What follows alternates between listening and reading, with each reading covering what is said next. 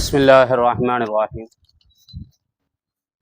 إن الحمد لله نحمده ونستعينه ونستغفره ونؤمن به ونتوكل عليه ونعوذ بالله من شرور أنفسنا من سيئات أعمالنا من يهده الله فلا مضل له ومن يضلل فلا هادي له وأشهد أن لا إله إلا الله وحده لا شريك له وأشهد أن سيدنا مولانا محمدا عبده ورسوله أما بعد.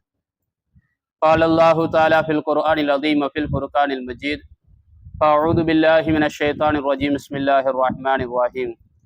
والذين آمنوا واتبعتهم ذريتهم بإيمان ألحقنا بهم ذريتهم وما ألتناهم من عملهم من شيء. صدق الله العلي العظيم. புகழனைத்தும் அல்லாஹ் ஒருவனுக்கே உண்டாகட்டுமாக. ஸலவாத்தும் சலாமும் நபிகள் நாயகம் ஸல்லல்லாஹு அலைஹி வஸல்லம் அவர்கள் மீதும் அவர்களை பின்பற்றி வாழ்ந்த உத்தம சத்திய சஹாபாக்கள், தாபியீன்கள், தபா தாபியீன்கள், நல்லவர்கள் மேலும் நம் அனைவரும் மீதும் உண்டாவதாக. ஆரம்பமாக நம்மை படைத்த அல்லாஹை நாம் அஞ்சி வாழ வேண்டும் என்ற ஒரு உபதேசத்தை நினைவுபடுத்தியவனாக இந்த உரையை நான் தொடங்குகின்றேன். நம்முடைய பிள்ளைகளுடைய வாழ்வும் சிறப்பாக இருக்கணும் அப்படிங்கிறதெல்லாம் நம்ம எல்லாருடைய ஆசை. அதனாலதான் எவ்வளவு பெரிய சிரமத்திற்கு இடையில நம்முடைய பிள்ளைங்க பள்ளிக்கூடத்துக்கு போறாங்க, டியூஷனுக்கு போறாங்க. இவைகளுக்கு இடையில கிடைக்கக்கூடிய அந்த 1 மணி நேரத்தையும் நம்முடைய பிள்ளைகள் என்ன செய்யணும்? குர்ஆனை கண்டிப்பா படிக்கணும் அப்படிங்கிற ஆசையோட தான் நம்முடைய பிள்ளைகளை மதரசாவுக்கு நம்ம அனுப்பியிருக்கிறோம். அல்லாஹு தஆலா நம்முடைய எண்ணத்தை கபூல் செய்வானாக. நம்முடைய பிள்ளைகளே தலை சிறந்த ஒரு ஹாஃபில்களாக, ஆலிம்களாக அல்லாஹ் தஆலா உருவாக்கி தருவானாக. நாம எல்லாருமே மோமினாக இருக்கிறோம். அல்லாஹ் நாம ஏற்றுக்கொண்ட அடியார்களாக இருக்கிறோம். ஒரு மோமினுக்கு அல்லாஹ் கொடுக்கிற அந்தஸ்து என்ன அப்படின்னா, நாளை மறுமையில நிச்சயமா சொர்க்கத்தை அல்லாஹ் கொடுப்பான். அவன் நம்ம இடத்துல பரிபூரணமான ஈமான் இருக்குது அப்படின்னா நாம நிச்சயமா எங்க இருப்போம்? சொர்க்கத்துல இருப்போம். அதே போல ஈமான் என்று பார்க்கும் பொழுது முந்தைய காலங்களை விட இப்ப நடக்கக்கூடிய நிகழ்காலத்தினுடைய ஈமானையும், நிகழ்காலத்தில் இருக்கக்கூடிய ஈமானுக்கும் அடுத்து வரக்கூடிய காலத்தினுடைய ஈமானுக்கும் மத்தியில நிறைய வேறுபாடுகள் உண்டு. ஏன்னா ரசூலுல்லாஹி ஸல்லல்லாஹு அலைஹி வஸல்லம் காலத்தில் வாழ்ந்த சஹாபாக்களுடைய ஈமான் அது ஒரு உறுதியான ஒரு ஈமான். அந்த ஈமானை நிச்சயமா நம்மளால அடைந்து கொள்ள முடியாது. அவங்களுக்கு பிறகு தாபியீன்களுடைய காலம், அவங்களுடைய ஈமானும் மிக பலமான ஒரு ஈமானாக இருந்தது. அந்த ஈமானையும் நிச்சயமா நம்மளால அடைந்து கொள்ள முடியாது. ஆனால் தாபியீன்களுடைய ஈமானை விட சஹாபாக்களுடைய ஈமான் உன்னதமானது, அது உறுதியானது. இதெல்லாம் நம்ம வரலாறுகளை படிக்கும் பொழுது மிக தெளிவாக புரிந்து கொள்ள முடியும். ஏன்னா காலங்கள் போக போக ஈமான் இருக்கா இல்லையா, அந்த ஈமான்ல நிச்சயமாக நம்ம மனிதனுடைய உள்ளத்துல அந்த ஈமான் அவ்வளோ நிச்சய பிரதிபலிப்பா இல்லை. காலங்கள் போக போக ஒரு மனுஷன் மோமினாக இருப்பானே தவிர அந்த மோமினாக இருக்கக்கூடிய விஷயங்கள பரிபூரணம் இருக்குமானா காலங்கள் போக போக அது குறைஞ்சிக்கிட்டு தான் இருக்கும். நாம சிறு வயசுல இருக்கும் பொழுது நம்முடைய பெற்றோர்களை பார்த்துருக்கிறோம், அந்த காலத்தில் வாழ்ந்த பெரியோர்களை பார்த்துருக்கிறோம். அவங்கள்ட்ட இருக்கக்கூடிய அந்த ஈமான் நம்மள்கிட்ட இருக்குதான்னா கண்டிப்பா கிடையாது. இதெல்லாம் நம்ம அதிகமான நேரங்கள் நம்மளால சொல்ல முடியும். ஏன்னா வயசானவங்க கீழே உட்காரும் போது கூட, சிரமப்பட்டு உட்காரும் போது கூட யா அல்லாஹ் அப்படின்னு சொல்லிட்டு தான் உட்கார்ந்த காலங்கள்லாம் இருந்துச்சு. இன்னைக்கு அதே நிலைதான், நமக்கு வயசு கூடிக்கிட்டே தான் இருக்குது. நாமளும் அமருகின்ற பொழுது சில நேரங்கள் சிரமம் ஏற்படும் பொழுது அந்த அல்லாங்கிற வார்த்தை அப்படின்னு வருதான்னா நம்ம அவங்கள பார்த்து நம்ம பழகி இருந்தா அது நமக்கு வரும். ஆனா இல்லைன்னா நமக்கு வராம போகுது. என்னன்னா முந்தைய காலங்களில் ஈமான் அப்படி உறுதியா இருந்திருக்கிறாங்க. அவங்க காலங்கள் போக போக அது குறையுது அப்படிங்கிறத நமக்கு முன்னோர்களை பார்த்த நம்மளுடைய ஈமான் நம்மளால தெளிவாக புரிந்து கொள்ள முடியுது. இது போலதான் நமக்கு பிறகு நம்முடைய பிள்ளைகள் அவங்க வளர்ந்து ஆளாகிறாங்க அப்படின்னா அப்போ அந்த ஈமான் என்ன இருக்கும்? நிச்சயமாக ஒரு கேள்விக்குறி நிச்சயமாக இருக்கத்தான் செய்யும். ஆனா நம்முடைய பிள்ளைகளுக்கு நாம இருக்கும் பொழுதே ஈமான பலமாக சொல்லி கொடுக்கணும். அதனாலதான் மதரசாக்கள் அனுப்புறோம் அப்படின்னா மதரசாக்கள்ல குர்ஆனை ஓதி கொண்டு இருக்கிறாங்க, அவங்களுக்கு தர்பியாக்கள் கொடுக்கப்படுது. அந்த ரெண்டுமே அவங்களுக்கு மிக முக்கியம். அந்த ஈமான் அவங்க உறுதியாக இருக்கணும். ஏன்னா அல்லாஹ் குர்ஆன்ல ஒரு இடத்துல சொல்லுவான், நாம மோமினாக இருக்கிறதுனால நமக்கு அல்லாஹ் சொர்க்கத்தை கொடுத்துருவான். நம்முடைய பிள்ளைகளுக்கும் அந்த ஈமான் பரிபூரணமா இருக்குமே ஆனால் நாளை மறுமையில் அவங்களும் எங்க வந்துருவாங்க? சொர்க்கத்துக்கு வந்துருவாங்க. அது அல்லாஹ் குர்ஆன்ல இப்படி சொல்லி காட்டுவான், வல்லதீன ஆமனு, ஈமான் கொண்ட மக்கள் இருக்கிறாங்க, வத்தபஅத்துஹும் துர்ரியத்துஹும் பிஈமானின், அந்த பெற்றோர்களுக்கு என்ன ஈமான் இருந்துச்சோ அந்த ஈமான் அப்படியே நினைச்சாங்க பின்பற்றக்கூடிய அவங்களுடைய பிள்ளைகளும் இருக்கிறாங்க. இப்படி உலகத்தில் அந்த பிள்ளைகளை நம்ம வளர்த்துட்டோம், நம்மளை போன்ற நம்முடைய பிள்ளைகளுடைய ஈமானும் பரிபூரணமா இருக்கும் அப்படின்னா அதன் பிரதிபலன் என்ன? அல்ஹக்னா பிஹிம், அவர்களை நாளை மறுமையில நம்ம சொர்க்கத்துல ஒன்று சேர்த்துடுவோம். ஏன்னா பெற்றோர்கள் எங்க இருப்பாங்க? ஈமான் இருந்தா சொர்க்கத்துல இருப்பாங்க. இந்த பிள்ளைகளும் ஈமானோடு இந்த உலகத்துல வாழ்ந்துட்டாங்கன்னா இந்த பெற்றோர்களுக்கு இணையா அல்லாஹ் யாரும் கொண்டு வந்தாரான்? பிள்ளைகளையும் அல்லாஹ்ல கொண்டு வந்துறான். ஏன்னா அதற்கு தப்சீர்கள் நிறைய விளக்கங்கள் சொல்லுவாங்க. சொர்க்கத்தில் எவ்வளவு பெரிய இன்பங்களை கண்டாலும் கூட நம்முடைய தேட்டம் என்ன இருக்கும் அப்படின்னா, நம்முடைய பிள்ளைகள் சொர்க்கத்துக்கு வரமாட்டாங்களா, சொர்க்கத்தினுடைய வாப்பாவுமா நம்ம வந்து பார்க்க மாட்டோமாங்கிற ஏக்கம் நமக்கு வந்து இருக்கும். சொர்க்கத்தினுடைய அருமையான துணை இருக்காதா அப்படின்னு நினைச்சுவோம். அங்க ஏங்கக்கூடிய ஒரு நிலையெல்லாம் இருக்கும். ஏன்னா உலகத்துல நம்ம எப்படி அவ்வளவு சந்தோஷமா ஒரு முகப்பத்தாக நேசமாக வாழ்ந்தோமோ அதே போல சொர்க்கத்துல போகும்போது நமக்கு அல்லாஹ் சொர்க்கத்தை கொடுத்த உடனே அடுத்து நம்முடைய ஆசை என்னதான் இருக்கும்? நம்ம குடும்பத்தில் உள்ளவங்க எல்லாரும் வரணும் அப்படிங்கிற ஆசை எல்லாத்துக்குமே நிச்சயமாக இருக்கும். அதுல மிக முக்கியமாக நாம பெத்த பிள்ளை சொர்க்கத்துக்கு வரணுமே அப்படிங்கிறது மிக மிகுதியா இருக்கும். அல்ஹக்கனாபிகும், நாம் என்ன செய்வோம்? அந்த பெற்றோர்களோட அந்த பிள்ளைகளையும் கொண்டு வந்துருவோம். ஏன்னா அவங்களுக்கு ஈமான் இருந்தது, அவங்க பிள்ளைகளுக்கு ஈமான ஊட்டி இந்த உலகத்தை விட்டு பிரிந்து சென்றார்கள். அந்த பிள்ளைகளும் ஈமானோடு வாழ்ந்தாங்க. அதனால அவங்களுக்கு சொர்க்கத்தை கொடுத்துருவோம். ஏன்னா பெற்றோர்களை கண் குளிர்ச்சியா ஆக்க வேண்டும், மகிழ்ச்சி படுத்த வேண்டும் என்பதற்கு அல்லாஹ் என்ன செஞ்சாரான்? கொடுத்தாராம். ஆனா அதுக்கு மிக முக்கியம் என்ன? நம்முடைய பிள்ளைகளுக்கு ஈமான் இருக்கணும். ஈமான் இல்லைன்னா ஒன்றும் செய்ய முடியாது. ஏன்னா அதான் ஒரு சந்தர்ப்பத்துல அன்னை ஹதீஜா ரலியல்லாஹு அன்ஹா அவங்க ரசூலுல்லாஹ்ட்ட கேட்பாங்க, யா ரசூலுல்லாஹ், ஐயாமுல் ஜாஹிலியா, ரசூலுல்லாஹ் வந்த பிறகு அது ஈமானுடைய ஒரு காலமாக மாறி போச்சு. ரசூலுல்லாஹ் இந்த உலகத்தில் நபியா ஆக்கப்படுவதற்கு முன்னால் அதுக்கு பேர் என்ன பேரு? ஐயாமுல் ஜாஹிலியா. ஐயாமுல் ஜாஹிலியாவுல வாழ்ந்த என்னுடைய வாப்பா அம்மா இந்த உலகத்தை விட்டு மறைஞ்சு போயிட்டாங்க. அப்பவுமே இப்போ அவங்க எங்க இருக்கிறாங்க? ஏன்னா இறந்து போயிட்டாங்க. இப்போ அவங்க எங்க இருப்பாங்கன்னு அதுக்கு ரசூலுல்லாஹ் சொல்லுவாங்க, நரகத்துல இருப்பாங்க. இந்த வார்த்தை வந்து அன்னை ஹதீஜாவுக்கு ரொம்ப கஷ்டத்தை ஏற்படுத்தியது. அப்படி முகமே மாறி போச்சு. ஏன்னா அந்த பதில் அவங்க விரும்ப மாட்டாங்கல்ல. எந்த ஒரு பிள்ளைகளும் நம்முடைய பெற்றோர் வந்து நரகத்துல இருப்பாங்க அப்படிங்கிறத தெரிஞ்சுட்டேன்னா அது யாருமே விரும்ப மாட்டாங்க. அன்னை ஹதீஜாவுடைய முகம் அப்படியே மாறி போகுது. அதை வெறுக்கிறாங்க அப்படிங்கிறதெல்லாம் தெளிவா தெரியுது. அப்ப ரசூலுல்லாஹ் சொல்லுவாங்க, எங்க இருக்கிறாங்கன்னு கேட்டீங்க, நரகத்துல இருக்கிறாங்கன்னு நான் சொன்னேன். ஆனா நான் கண்டதை நீங்கள் கண்டு விட்டால் நீங்கள் கோபம் கூட கொள்வீர்கள் என்பதா ரசூலுல்லாஹ் சுட்டி காட்டுவாங்க. உடனே அன்னை ஹதீஜா கேட்பாங்க, யா ரசூலுல்லாஹ், அப்படின்னா உங்கள் மூலமாக குழந்தை பிறந்ததே, அந்த குழந்தை எங்க இருக்கும் அப்படின்னு கேட்பாங்க. ரசூலுல்லாஹ் சொல்லுவாங்க, சொர்க்கத்துல இருக்கிறாங்க. எங்க இருப்பாங்க? சொர்க்கத்துல இருப்பாங்க. என்ன காரணம்? அன்னை ஹதீஜாவினுடைய பெற்றோர்கள் எங்க இருக்கிறாங்க? நரகத்துல இருக்கிறாங்க. அதே அன்னை ஹதீஜாவுக்கும் நபிக்கும் பிறந்த குழந்தைகள் எங்க இருக்கிறாங்க? சொர்க்கத்துல இருக்கிறாங்க. என்ன காரணம்? அன்னை ஹதீஜாவின் பெற்றோர்கள் மூமினாக இல்ல. அதனால அன்னை ஹதீஜா மூமினாக இருக்கிறதுனால அவங்க சொர்க்கத்துக்கு போனாலும் அவருடைய பெற்றோர்களுக்கு ஈமான் இல்லைன்னா சொர்க்கம் கிடையாது. ஆனா அன்னை ஹதீஜா மூமினாக இருப்பதனால அவங்க பெற்ற பிள்ளைகளும் மூமினாக இருக்கிறதுனால அவங்களுக்கு என்ன கிடைக்குது? சொர்க்கம். அல்லாஹ் இடத்த கொடுத்துறான். இது அழகா ரசூலுல்லாஹி ஸல்லல்லாஹு அலைஹி வஸல்லம் அந்த ஹதீஸ்ல ரொம்ப அழகா உணர்த்தி காட்டுவாங்க. அதுதான் அல்லாஹ் குர்ஆன்ல சொல்றான். நாம மூமினாக இருக்கோம், நம்முடைய பிள்ளைகளை என்ன செய்யுங்க? மூமினாகவே நீங்க விட்டு சென்றுடுங்க. அப்படின்னா தான் நாளை மறுமையில் அவங்களை என்ன செய்யலாம்? நம்ம வந்து சொர்க்கத்துல அழகா பார்க்கலாம். ஒரு ஹதீஸ்ல இப்படியே வரும். ஒரு மனுஷன் சொர்க்கத்துக்குள்ள போயிடுவான். சொர்க்கத்துக்குள்ள போன உடனே அவன் உடனே கேட்பான், எங்க வாப்பம்மா எங்க அப்படின்னு சொல்லி அவன் கேட்பான். தன்னுடைய பெற்றோரை பத்தி கேட்பான், அவங்க எங்க இருக்கிறாங்கன்னு. என்னுடைய துணை எங்க இருக்குது என்று ரெண்டாவது கேட்பான்.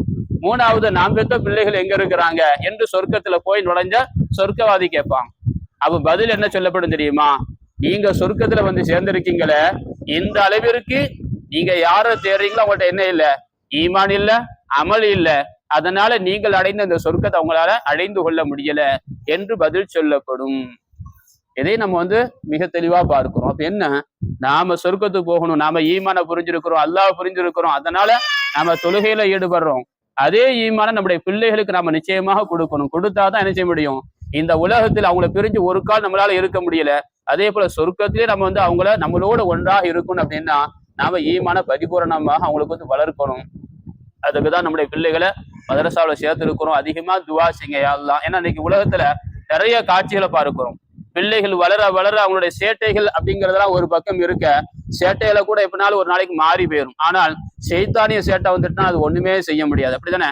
காலங்கள் ரொம்ப மோசமா இருக்குது. நம்முடைய பிள்ளைகள் எப்படி கெட்டு போறாங்க, எதுல கெட்டு போறாங்க அப்படின்னு நம்மளாலே என்ன செய்ய முடிய மாட்டேங்குது, யோகிக்க முடிய மாட்டேங்குது. ஆனா அவனுக்கு பல வழிகள் தெரியுது, நம்முடைய பிள்ளைகளுக்கு பல வழிகள் தெரிகிறது. ஆனால் அது கெட்டது அப்படிங்கிறது அவங்களுக்கு புரியல, அது அவங்களுக்கு இன்பமாக இருக்கு. அதனால என்ன தடம் புரண்டு போயிட்டே இருக்கிறான்.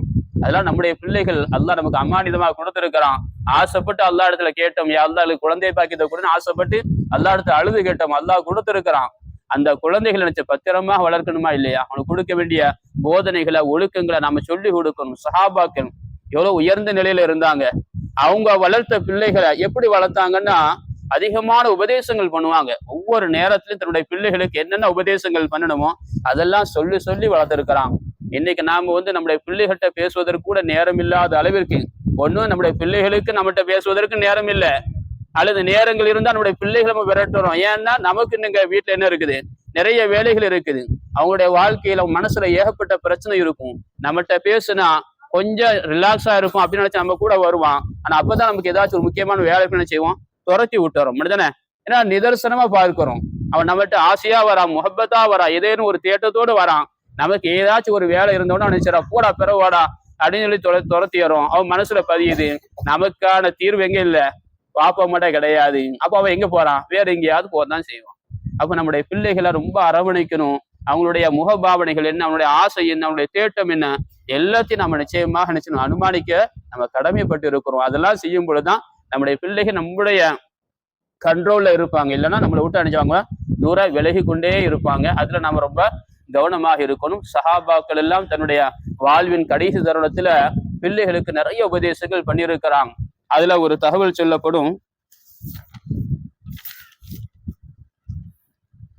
சஅத் இப்னு அபீ வக்காஸ் ரலியல்லாஹு அன்ஹு அவங்க வாழ்வின் கடைசியில இருக்கிறாங்க. அப்ப தான் பிள்ளையை கூப்பிட்டு சொல்லுவாங்க, யா புனைய, என் அருமை மகனே அப்படின்னு சொல்லி கூப்பிட்டு ஒரு வார்த்தை சொல்லுவாங்க, நான் இந்த உலகத்தை விட்டு பிரிந்த பிறகு என்னை விட நல்ல அழகான உபதேசம் உனக்கு ஒருத்தர் பண்ணாருங்கிற நிலையை மட்டும் நீ ஏற்படுத்திடாதப்பா அப்படின்னு சொல்லி காட்டுவாங்க. அந்த வார்த்தை நல்ல பாருங்க. எனக்கு பிறகு, நான் இந்த உலகத்தை விட்டு பிரிந்த பிறகு உனக்கு யாராவது ஒருத்தவங்க என்ன செய்யறாங்க, உபதேசம் பண்ற அளவுக்கு நீ நடந்து கொள்ளாதே. ஏன் சொன்னாங்க, நான் ஒழுங்கா வளர்க்கலைங்கிற அர்த்தம் அதுல ஏற்படும். நம்முடைய பிள்ளைகளை ஒழுங்கா வளர்க்கல, நம்முடைய பிள்ளைகளுக்கு சொல்ல வேண்டியதை ஒழுங்கா சொல்லி கொடுக்கலன்னா வேற யாராவது சொல்லி கொடுப்பாங்க.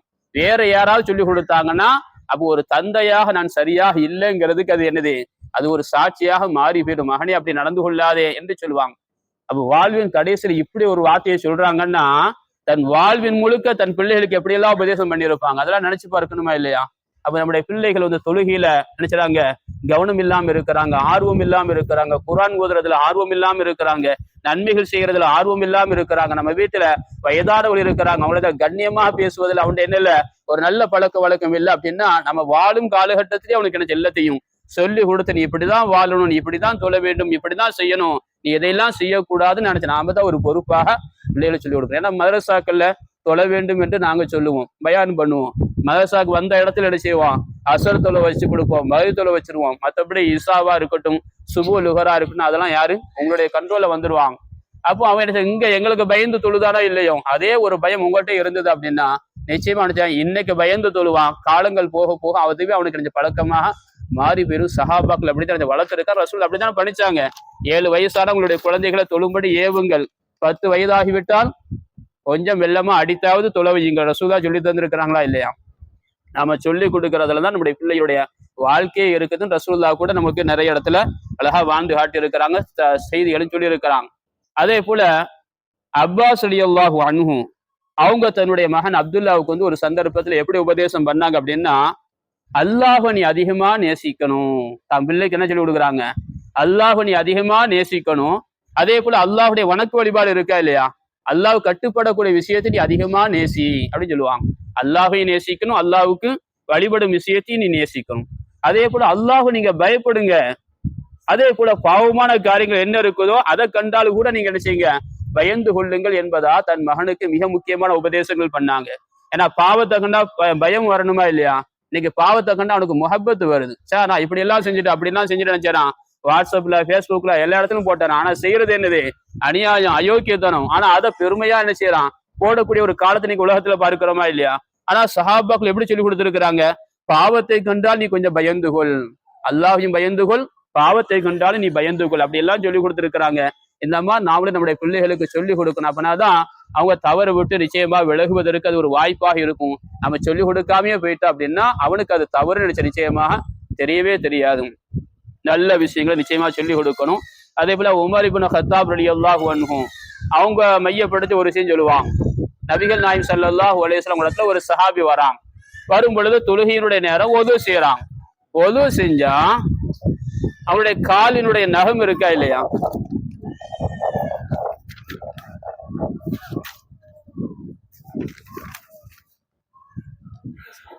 நபியிடத்துல இந்த சஹாபி வராங்க. வருகின்ற பொழுது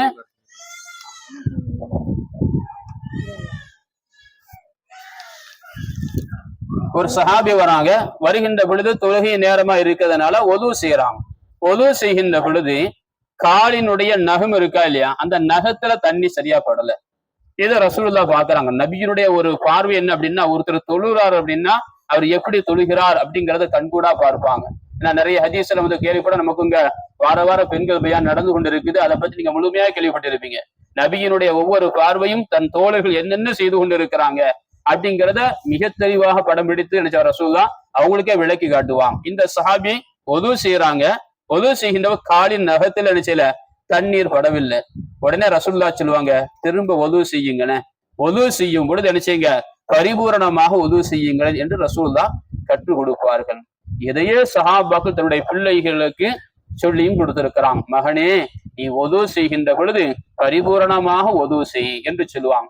சொல்லிட்டு இந்த ஹதீஸை தான் ஞாபகப்படுத்துவாங்க.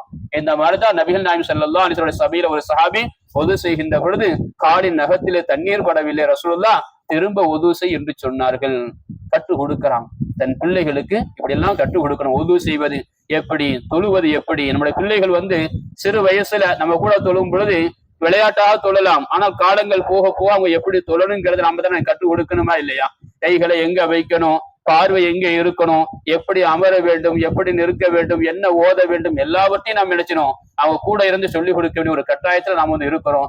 இந்த தொழுகையை கூட நம்ம வந்து சொல்லிக் கொடுக்க முடியலன்னா நிச்சயமாக வேற எதையுமே நம்மளால சொல்லிக் கொடுக்கவே முடியாது.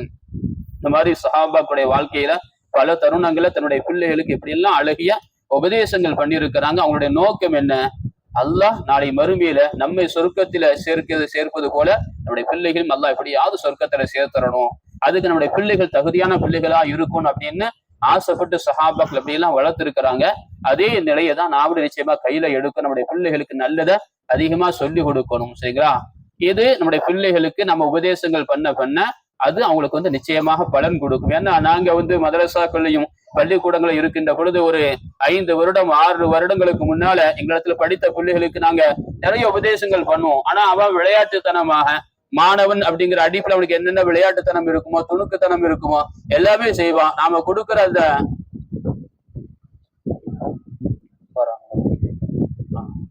கொஞ்சம் மட்டும் பின்னால தள்ளிக்குங்க.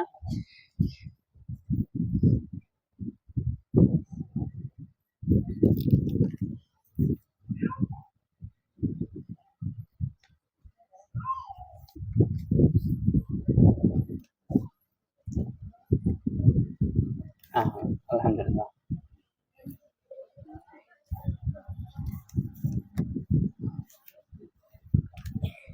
ஏன்னா ஒரு 6 வருடங்கள் 7 வருடங்களுக்கு முன்னால நம்ம இடத்துல படித்த மதரசாவிலையும் சரி அல்லது ஸ்கூல்லையும் சரி படித்த மாணவர்கள் அப்போ அவங்க ஒரு துடுக்குத்தனமா இருந்தாலும் நாம செய்யக்கூடிய அந்த தர்பியாக்களை காது கொடுத்து கேட்டாலும் அதனுடைய பிரதிபலிப்பு உடனே தெரியாவிட்டாலும் கூட அவன் பள்ளிக்கூடங்களுடைய பாடத்தை முடிச்சுட்டு வெளியூருக்கு காலேஜுக்கெல்லாம் போயிட்டு ஒரு 4 வருடம் 5 வருடம் கழித்து திரும்ப நம்ம சந்திக்கின்ற பொழுது நாம என்ன ஆசைப்பட்டு தர்பியா பண்ணமோ அவன் அப்படி பண்ணிக்கிறான்.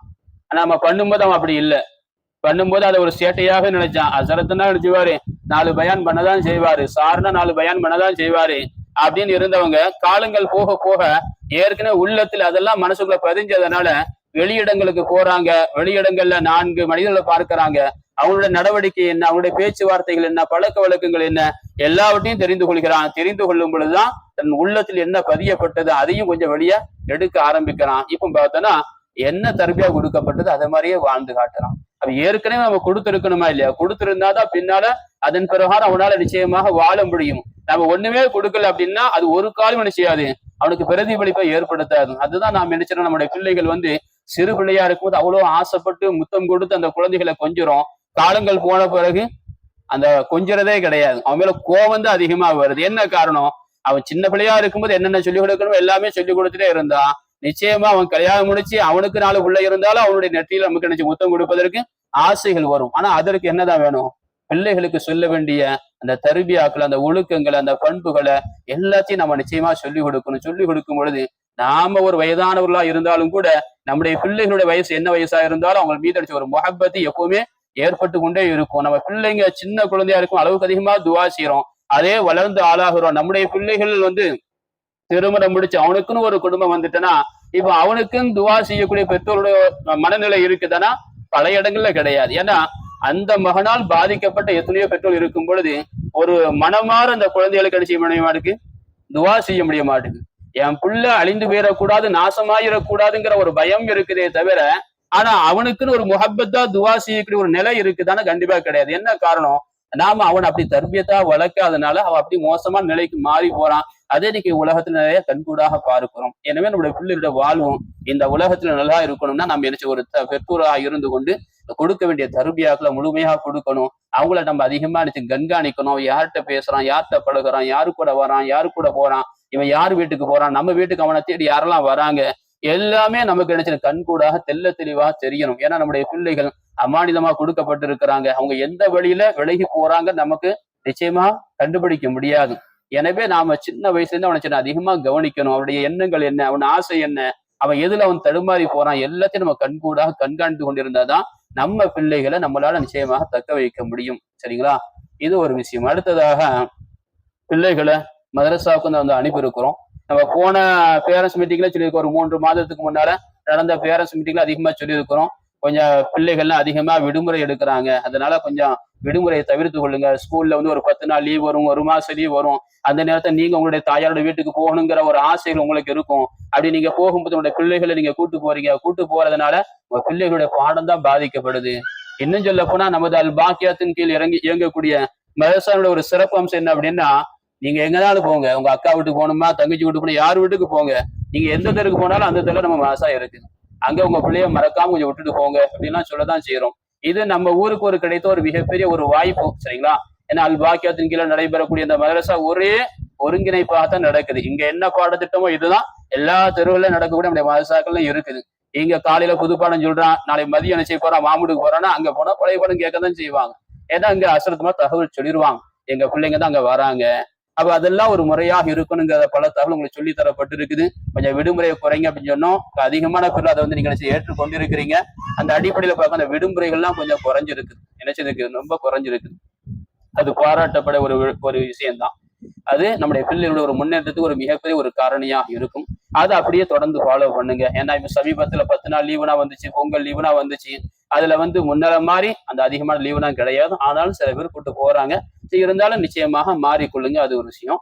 அடுத்து வந்து நம்முடைய பிள்ளைகளை பத்தி நம்ம கவலைப்படக்கூடிய ஒரு விஷயம் என்ன அப்படின்னா, வீட்டுல உட்காந்து நல்ல பாடம் பார்த்துட்டு வரணும். இங்க வந்து என்ன செய்யலாம், அவன் பாடம் சொல்லி, ஏன்னா 1 மணி நேரம் தான் இருக்குது அப்படின்னா எப்படியும் ஒரு ஆசிரியர்கிட்ட ஒரு 25 மாணவர்கள் இருந்து 30க்குள்ள இருக்கிறாங்க. அந்த இருக்கக்கூடிய அந்த 1 மணி நேரத்துல எல்லாத்துக்கும் பாடம் கேட்கணும் அப்படின்னா அவன் ஆல்ரெடி வீட்டுல கொஞ்சம் உட்காந்து ஓதிட்டு இங்க வந்தா அது கொஞ்சம் இலகுவா இருக்கும். அவன் அதிகமான மாணவன் நினைச்சாங்க இங்க உட்காந்து நினைச்சாங்க அது குரான் பார்த்து ஓதுற பசங்களா இருக்கட்டும் அல்லது மனப்பாடம் பண்ணக்கூடிய பசங்களா இருக்கட்டும், வீட்டுல குரானே தூக்காம இங்க வந்து இருக்கிறதுனால அங்க உஸ்தாதோ அசரத்தோ அப்பா பாடம் சொல்லுவான்னு சொல்லி கூப்பிட்டா இருங்க கொஞ்சம் பார்த்துட்டு வரேன், கொஞ்சம் இருங்க சிந்த வந்தார் அப்படிங்கிறான். இப்படியே ஒரு 1/2 மணி நேரம் போயிருது. கடைசியில ஒரு 1/2 மணி நேரம் இருக்கும்போது மொத்தமா 4-5 பேர் மொத்தமா பாடஞ்சொல்ல வருவாங்க. அப்ப என்ன செய்யலாம், ஒவ்வொரு நபரா தனிப்பட்ட முறையில கேட்டாதான் அந்த பாடம் நல்லா இருக்கும். நம்மளோட பிள்ளைகள் எப்படி ஓதுறாங்க, சரளமா ஓதுறாங்களா, எங்க அவங்க பிழை இருக்குன்னு நம்மளால கண்டுபிடிக்க முடியும். ஆனா வீட்டுல உட்காந்து சரியா நினைச்ச பாடம் பார்க்கறது இல்ல, இங்க வந்துதான் பாடம் பார்க்கறோம் அப்படின்னா அது நிச்சயமா நம்முடைய பிள்ளைகளுக்கு வந்து அந்த ஓதக்கூடிய அந்த திறன்ல நினைச்ச கொஞ்சம் தொய்வுகள் நிச்சயமாக ஏற்படும். நினைச்சீங்க வீட்டுல அதிகமா நினைச்சு ஓத வைங்க. நம்ம வீட்டுல பிள்ளைகள் குர்ஆன் ஓத ஓத நம்ம வீட்டுக்கு தான் நிச்சயமா பரக்கத்து இருக்கும். சஹாபாக்கள் அதை அனுபவிச்சிருக்கிறாங்களா இல்லையா? ஒரு சஹாபி வீட்டுல குர்ஆன் ஓதி கொண்டு இருக்கிறாங்க. வீட்டுல குர்ஆன் அப்படி மிரண்டு போகுது. என்னமோ தெரியல, குர்ஆனை மூடிட்டு வந்து பாக்குறாங்க. குர்ஆன் சாந்தமா, அந்த குதிரை சாந்தமாகி நிக்குது. திரும்ப குர்ஆனை ஓதி கொண்டு இருப்பாங்க. அந்த குதிரை மிரள ஆரம்பிக்குது. என்னமோ தெரியல, திரும்ப போறாங்க. இப்படியே 2-3 தடவை நடக்கும்போது 3வது தடவை தன் பிள்ளை அங்க நிக்குது, அந்த குதிரைக்கு பக்கத்துல நிக்குது. அப்ப அது தன்னுடைய காலை தூக்கி கொண்டு எங்க பிள்ளையை மிதிச்சிடும் பயத்தில் நினைச்ச திரும்ப ஓடி போய் பிள்ளையை தூக்கிட்டு நினைச்ச போறாங்க. அப்பதான் பாக்குறான் மேல ஏதோ ஒரு வெளிச்சத்தை பார்க்கிறாங்க, ஏதோ ஒரு பேரொளி இருப்பது போல பார்க்கிறாங்க. பிள்ளையை தூக்கிட்டு உள்ள போறாங்க. போயிட்டு திரும்ப வந்து பார்க்கறதுன்னு வராங்க. அந்த பேரொளி எதையும் காணும். ரசூலுல்லாஹ்ட்ட அந்த சஹாபா வந்து சொல்லுவாங்க, ரசூலுல்லாஹ் சொல்லுவாங்க, நீங்க வந்து உங்க குழந்தையை தூக்காம கொஞ்சம் குர்ஆனை நீங்க ஓதி இருக்கலாமே. ஏனென்றுச்சுன்னா குர்ஆனை நீங்கள் ஓதி கொண்டிருந்ததால் மலக்குமார்கள் ரஹமத்தோடு வந்திருக்கிறாங்க. அதை கண்டு அந்த குதிரை செஞ்சது மிரண்டு போனது என்பதா சுட்டி காட்டுவாங்க. என்ன குர்ஆனை ஓத ஓத அந்த இடங்கள்ல அல்லாஹ்வுடைய சக்கீனத், அல்லாஹ்வுடைய ரஹமத் எல்லாமே வந்து இறங்கி கொண்டு இருக்கும். அப்போ மதரசால மட்டும் ரஹமத் இறங்கா போதுமா, நம்ம வீட்டுல இறங்கணுமா இல்லையா? அப்ப நாம் என்ன செய்யணும், நம்ம பிள்ளைகளை ஓத வைக்கணும். நாம ஓதுனா நமக்கும் பரக்கத்து, நம்ம பிள்ளைகள் ஓதுனா அது நம்முடைய பிள்ளைகளுக்கும் பரக்கத்து. அது எவ்வளவு பெரிய ஒரு பாக்கியம். அன்னைக்கு உலகத்துல எத்தனையோ ஊர்கள் இருக்குது. நம்ம மேலப்பாளையம் போல பாக்கியம் பெற்ற ஒரு ஊரை அதிகமா பார்க்க முடியாது. அந்த நிலையெல்லாம் இருக்குது. நிறைய ஊர்கள்ல இஸ்லாமிய இளைஞர்களா இருக்கிறாங்க, இஸ்லாமிய பிள்ளைகளா இருக்கிறாங்க. ஆனா குர்ஆன் ஓத தெரியல. ஏன்னா அவங்க மதரசாவுக்கு வர முடியாது, பள்ளிவாசலுக்கு வர முடியாது அப்படிங்கிற சூழ்நிலை தான். ஏன்னா அவங்களுடைய கட்டமைப்பே வேற. பள்ளிக்கூடங்கள் போனா டியூஷன் போனா டியூஷனே நேற்று 10 மணிக்கு தான் முடியும். அப்படியே வீட்டுக்கு வந்து சாப்பிட்டு தூங்குற மாதிரி தான் இருக்குது. ஆனா அல்லாஹ் நமக்கு அப்படி எல்லாம் ஒரு நிலையை கொடுக்காம குர்ஆன் ஓதுவதற்கும் ஒரு அழகிய ஒரு தருணத்தை அல்லாஹ் கொடுத்திருக்கான். நம்ம பிள்ளைகள் குர்ஆன் ஓதுறாங்க, அது ஒரு பாக்கியம். வீட்டுல நம்ம பிள்ளைகளை ஓத வைங்க. அது அவங்க சரளமா ஓதுவதற்கும் மனனம் செய்வதற்கும் ஒரு ஈஸியாகவும் இருக்கும். நம்ம வீட்டுக்கும் சக்கீனத்தை இறங்குவது பெரிய காரணமா இருக்கும். ஏன்னா எல்லா வீடுகளிலும் பிரச்சனை இருக்கத்தானே செய்யுது. எல்லா வீடுகள்லையும் பிரச்சனை, ஒரு கடன் பிரச்சனை, அல்லது குடும்பத்துல ஒரு பிரச்சனை, அல்லது ஏதாச்சும் ஒரு நோய் நொடிகள் ஒரு பிரச்சனை, மனதளவுல நிறைய பிரச்சனை எல்லா வீட்டிலும் இருக்குது. நாம குர்ஆனை ஓதி கொண்டிருந்தா இதெல்லாம் மாயமாக மறைஞ்சு போயிடும். ஏன்னா ரஹமத் இறங்கிட்டனா அதாபு முசீபத் எல்லாமே அந்த வீட்டை விட்டு ஓடி போயிருமா இல்லையா? அதெல்லாம் அல்லாஹ் நம்முடைய பிள்ளைகள் மூலமா அது ஒரு பாக்கியமா வச்சிருக்கான். என் பிள்ளை நல்லா சம்பாதிக்கணும், அவர் மூலம் என் குடும்பத்தை தலை நிமிர்த்தணும் அப்படின்னு நினைக்கிறோமா இல்லையா? அதே போல என் வீட்டில் இருக்கக்கூடிய முசீபத்து என் பிள்ளைகளா நீங்களும் நினைச்சணும். நம்ம பிள்ளைகள் குர்ஆனை ஓதணும், வீட்டில இருந்து நினைச்சு நிச்சயமா ஓதணும். ஓதுவதால் நிறைய ரஹ்மத்து பரக்கத்து எல்லா பிள்ளைகளுக்கும் ஏற்படும். நம்ம வீட்டில் இருக்கக்கூடிய அதாப் முசீபத்து ஷைத்தான் எல்லாமே நம்ம வீட்டடிச்சு நிச்சயமாக ஓடி போயிடும். அதெல்லாம் ஒரு பெரிய வாய்ப்பு. நிறைய வீட்டுகள்ல குர்ஆன் ஓத இல்லாத நபர்கள் நிறைய வீடுகள்ல இருக்கிறான், அவங்கள இயங்கி கொண்டு இருக்கிறான். இன்னைக்கு நம்ம பிள்ளைகள் குர்ஆன் அழகா ஓதக்கூடிய ஒரு சூழ்நிலையை அல்லாஹ் ஏற்படுத்தி கொடுத்துருக்கிறான். அதை கொஞ்சம் அதிகமாக கொஞ்சம் கவனம் செலுத்துங்க. இப்ஸாக இருந்தாலும் சரிதான், குர்ஆன் பார்த்து ஓதுவதா இருக்கட்டும், அல்லது மிஃப்தால் குர்ஆனா இருக்கட்டும், யாரும் அந்த வீட்டுல அதுக்குன்னு ஒரு 1/2 மணி நேரம் அல்லது ஒரு 1/4 மணி நேரம் தினம் நினைச்சு ஒதுக்குங்க.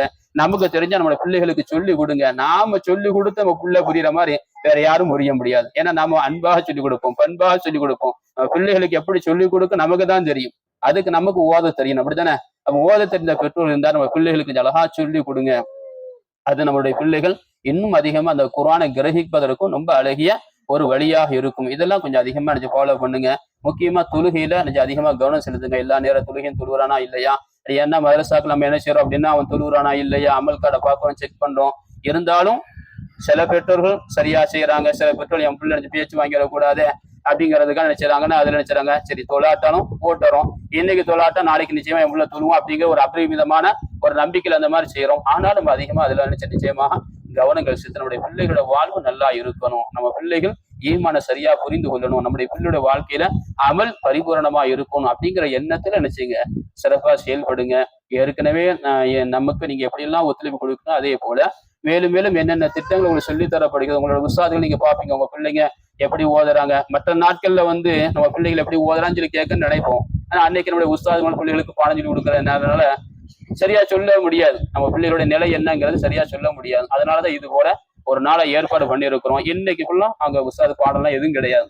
உங்க பிள்ளைங்க எப்படி ஓதுறாங்க பரிபூர்ணமா சொல்லுவாங்க. என் பிள்ளை எப்படி ஓதுறான் அதை பத்தி நீங்க பரிபூர்ணமா கேட்டுக்கொள்ளலாம். என் பிள்ளை நம்ம வீட்டுல எப்படி இருக்கிறான், எப்படி இருக்கும், நீங்க என்ன ஆசைப்படுறீங்க அதை நீங்க அந்த உஸ்தாதத்தை நீங்க நினைச்சிக்க தகவலை சொல்லுங்க. அங்க உஸ்தாது நிச்சயமா அதுக்கு உண்டான ஒரு நல்ல சொல்யூஷன் நிச்சயமா சொல்லுவாங்க. பிள்ளைகள் எப்படி ஓதணும் எல்லா தகவலையும் உங்களுக்கு சொல்லுவாங்க.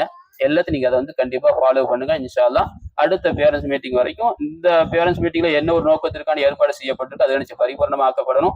அடுத்த பேரண்ட்ஸ் மீட்டிங் நீங்க வரும்போதே என் உள்ள ஒரு நல்ல தரத்துல இருக்கிறான் அப்படிங்கிற ஒரு நிலை உங்களுக்கு நிச்சயமாக ஏற்படணும். மேலும் மேலும் நம்முடைய பிள்ளைகளுடைய வாழ்வு சீர்படங்கிறதுக்கு இந்த மாதிரி அதிகமான பேரண்ட்ஸ் மீட்டிங் நடத்தப்படும். இன்ஷா அல்லாஹ் எல்லாருமே முழு ஒத்துழைப்பு கொடுங்க. நம்ம பிள்ளைகள் நாளைக்கு நல்லா இருக்கணும், இந்த உலகத்திலேயே நல்லா இருக்கணும், நாளைக்கு மறுமையிலே நல்லா இருக்கணும். அல்லாஹ் தஆலா அதை கபூல் செய்வானாக. நம்முடைய பிள்ளைகள் அல்லாஹ்ல இந்த தீனுக்காகவே அல்லாஹ்ல கபூல் செய்வானாக. இந்த தீனின் பிரகாரமே இந்த உலகத்தில வாழ்ந்து இந்த தீனை இந்த உலகம் முழுக்க பரப்புவதற்கு அல்லாஹ் நம்முடைய பிள்ளைகளை பெரும் காரணியாக ஆக்குவானாக. நம்முடைய பிள்ளைகளை தலை சிறந்த ஒரு ஹாஃபில்களாகவும் தலை சிறந்த ஆலிம்களாகவும் அல்லாஹ்ல உருவாக்கி இந்த சமூகத்தை கட்டமைக்கின்ற ஒரு உன்னதமான ஒரு பாக்கியத்தை அல்லாஹ் ரஹ்மான் தருவானாக. அதை இந்த உலகத்தில் வாழும் பொழுதே நம் கண் கொண்டு பார்த்து ஆனந்த மகிழ்ச்சி அடைகின்ற ஒரு உன்னதமான பாக்கியத்தை அல்லாஹ் ரஹ்மான் நம் அனைவருக்கும் தருவானாக. ஆமீன் ஆமீன் யா ரப்பல் ஆலமீன். வ ஆகிரு தஅவானா அனில் ஹம்துலில்லாஹி ரப்பில் ஆலமீன். அஸ்ஸலாமு அலைக்கும் வரஹ்மத்துல்லாஹி வபரகாத்துஹு.